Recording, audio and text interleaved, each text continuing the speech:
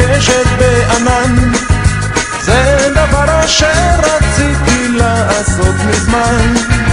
אך אם לא נצליח את עצמנו שם לשים, לפחות נרכב על גב סוסים.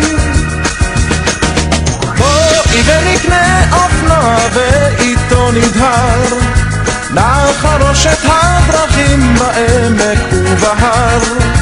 אך אם לא יספיק לכך כספנו השנה, אז נקנה 200 גרם גבינה.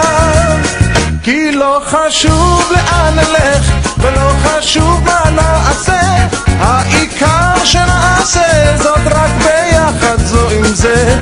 לא חשוב לאן נלך ולא חשוב מה נעשה,